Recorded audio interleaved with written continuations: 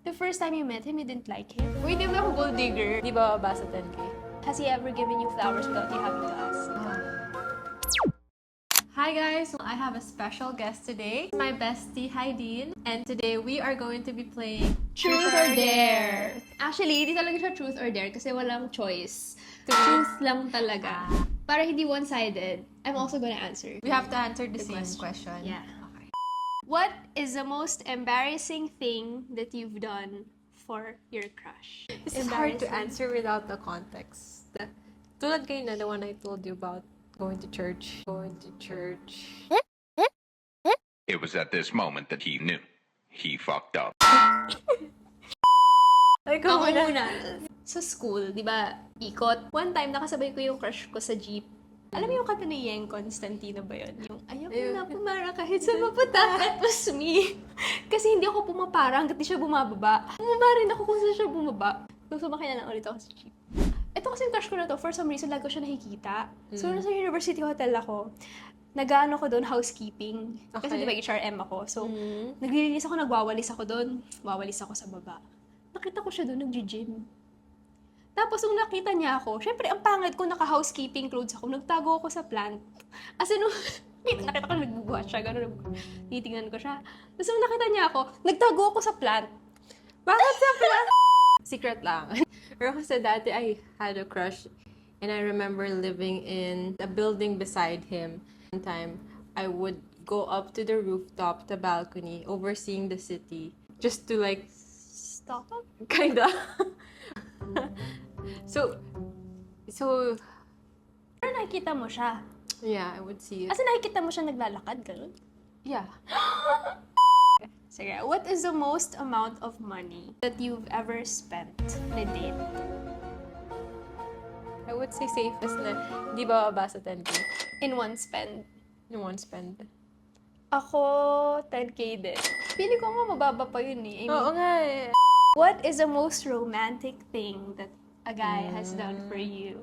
The effort na nag-set up ng movie theater. Okay. Homemade movie theater for me with complete lights, projector and everything. That was really nice for me. And I don't know why, it's so simple, but it like goes to the top of my list. Tapos ba't niya ginawa? And what was the occasion? Wala lang. As in, sinurprise ka niya? Yeah, surprise. As in, he did that without you having to tell him that you want to? No. That's so romantic. Baka kasi ginawa lang niya yun kasi sinabi mo. Ah, hindi. So, that makes it valid. Valid. Surprise. Okay. Ako, letter. Love letter na may windows pa. Meron siyang 10 things that he loves about me. Tapos per thing, kailangan mo siyang buksan na gano'n. Oh, that's effort. So, parehas tayo. Any effort. Basta may effort. Yung isang beses nag-date kami ni pinlan niya lahat. Alam mo, yung pagpunta namin doon, naka-reserve na yung table. Marami kami activities nung day na yun. Tapos all I had to do was show up. So for me, romantic yun. I wish I had more of those. To me, the norm was ako yung mas magpa-plan. That's why there are very few instances na hindi ako. And I call that romantic already. Ako din. Kasi hindi ako. Oo, yung nag-plan. hindi ko yung nag-isip. What is your most toxic relationship trait? So I'm gonna answer this for you, and you're gonna answer for me. Sige. Feeling ko yung toxic trait mo was you were too needy. Sobrang reactive mo sa bawat galaw ng guy. Yeah. Pag hindi ka niya nireplyan for a few minutes, nag-overthink ka kaagad. Bakit yeah. di siya nag-reply? Or tapos gusto mo ina-update ka lagi. Yeah. It's needy. Neediness. Do you agree? I agree. Okay. I think there are more pa nga. Mag-isip pa ako. Okay na siguro. Ayaw mo na ba? Nasakit na ba? What about me? I think your toxic trait is... Kinakabahan ako kasi I really don't know what you're gonna say. Masyado kang you're too friendly. You're too naive. Maybe you're too chill. You're too forgiving. Masyado mo siyang pinapalampas yung ginagawa niya. Like, you're making excuses and excuses. Even though extreme na. You're like, hindi. Pag may gusto kong person, parang naka-cloud yung judgment ko. Yeah. Matiisin ka rin kasi. Pero that's not a bad thing when you apply it to friends. Be honest. Ano yung opinion mo about my exes? Exes. Did you like them? The first one, I didn't like that he smoked so much. Nadi-disturb ako dun as a doctor. Okay. But you liked him at first. Mabait siya. Mabait. Takes care of your friends. That says a lot. The So, second yeah. one also. The second one also, I think he had potential naman. Mabait naman siya eh. Sa'yo. I mean, nung Yeah. gentleman naman. naman. Ay, sa akin. Nung una, ayaw na ayaw ko sa kanya. I know, yeah. Pero when I met him, Mm-hmm. in fairness naman, nag-vibe naman kami. Kasi he was nice naman, kind, gentleman. I get So, I was really disappointed when it didn't work out. Pero at the same time, I wasn't surprised.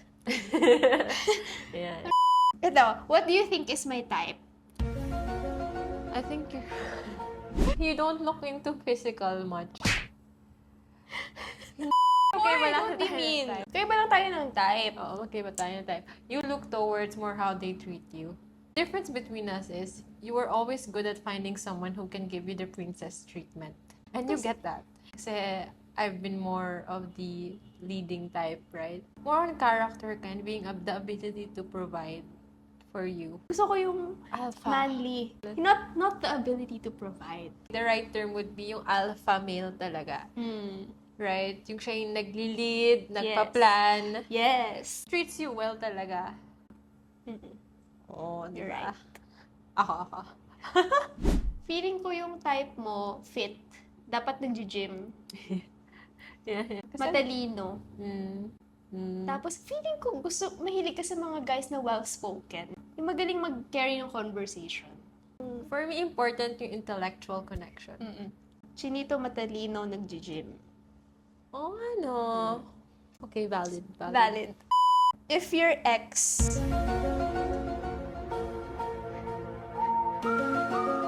Ayoko nang mag-truth or dare kasi I'm not ready to be that exposed. Hindi rin tayo makapag-prank call kasi unti lang yung contacts natin. Yeah, That's so so sad. introverted.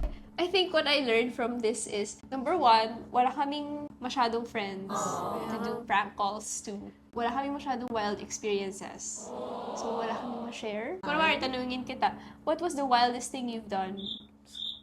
Damn. Ako wala rin. Ano yung wild na ginawa? That's Wala. so sad. Our lives are so boring. Kaya, anong gagawin natin? Mag-TikTok na lang tayo. TikTok na tayo. Sige. Bye! Bye! Call someone from your contacts and start singing My Heart Will Go On. Every night, great night dream. Huh? What the fuck? Busy ka? Hindi naman ayusin ko lang. Bakit?